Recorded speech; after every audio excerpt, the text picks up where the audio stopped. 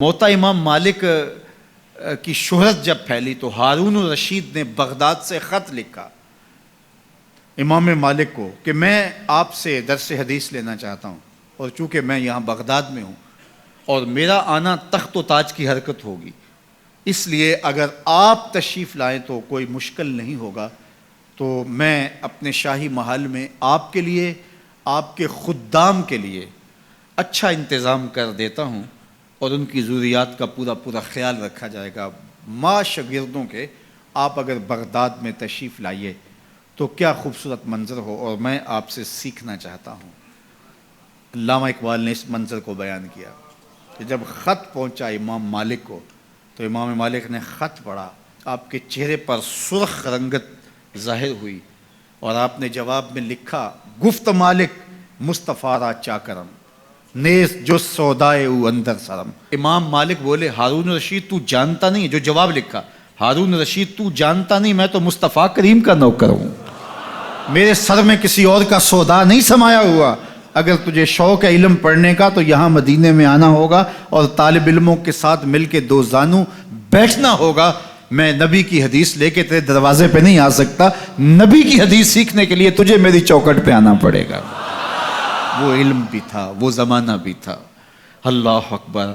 تو طالب علم لازمی نہیں ہے کہ کوئی مدون نصاب پڑھے یا وہ کوئی ٹائم ٹیبل کا پابند ہو تو وہ طالب علم کہلاتا ہے۔ اگر 8 دن کے بعد آپ آتے ہیں جمعہ المبارک کے اس اجتماع میں، آپ نیت یہ کرتے ہیں کہ میں سیکھنے جا رہا ہوں، یہ میری ہفتہ روزہ کلاس ہے، مجھے کسی موضوع پہ کچھ آج سننا ہے، اس کو سیکھنا ہے، اس کو آگے پھیلانا ہے، اس پہ عمل کی کوشش کرنی ہے، تو آپ گھر سے چلتے ہیں اور سیکھتے ہیں، اور زندگی بھر آپ سیکھنے کے عزم میں رہتے ہیں۔ بوڑھے ہو گئے لیکن سیکھنے کا عزم کبھی بوڑھا نہیں ہوا۔ تو سنو میرے حضور نے کیا کہا، جو آدمی علم کے طلب میں اپنے سفر کو جاری رکھے ہوئے ہے اور اس نے ابھی تکمیل نہیں کی کہ اس کی موت واقع ہو گئی، فرمایا کل قیامت کے دن نبیوں اور اس کے درمیان صرف 1 درجے کا فرق ہوگا، اتنے اونچے درجے پہ جائے گا کہ صرف 1 درجے کا فرق ہوگا۔ یہ وہ شخص ہے جس نے علم دین کی طلب میں اپنی زندگی گزار دی۔ اور جب طالب علم گھر سے چلتا ہے، اللہ کے نوری فرشتے اس کے پاؤں تلے اپنے پر بچھاتے ہیں۔ بڑا پروٹوکول ہوتا ہے کہ سرخ قالین بچھے ہوں کسی کے لیے، سربراہ مملکت ہو یا کوئی اور قابل اعتبار ہستی ہو اور کسی عالی مرتبت شخصیت سے ملنے جائے اور وہ اعزاز تکریم کے ساتھ اس کو نوازے، اور سرخ قالین بچھے ہوئے ہوں، اعزاز و تکریم دیا جا رہا ہو، لوگ کہتے ہیں یار انہوں نے تو ریڈ کارپٹ بچھا کر ہمارا استقبال کیا۔ برطانیہ میں یہ شاہی اعزاز ہے جو کسی کو دیا جاتا ہے۔ اللہ اکبر۔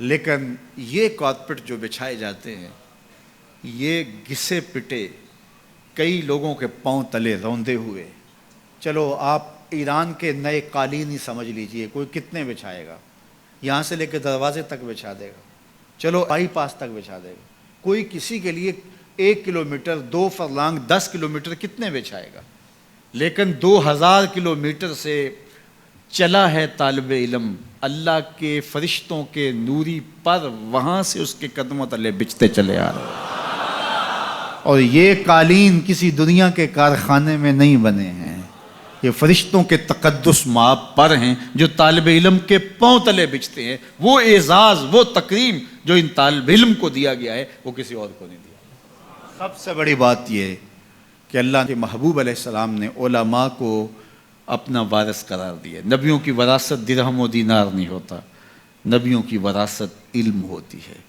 اس لیے علم طلب کرنے کی ہم ترغیب دی گئی، اور اس کے لیے ہمیں جتنی بھی محنت کرنا پڑے ہمیں اس کی ترغیب ہے، حتیٰ کہ ہمیں سنگلاخ پہاڑوں کا سفر کرنا پڑے، ہمیں سمندروں کو عبور کرنا پڑے، ہمیں صحراؤں کے کلیجے چیرنے پڑیں، ہمیں چین پہنچنا پڑے، تو ہم وہاں سے بھی علم کشید کر کے لائیں گے۔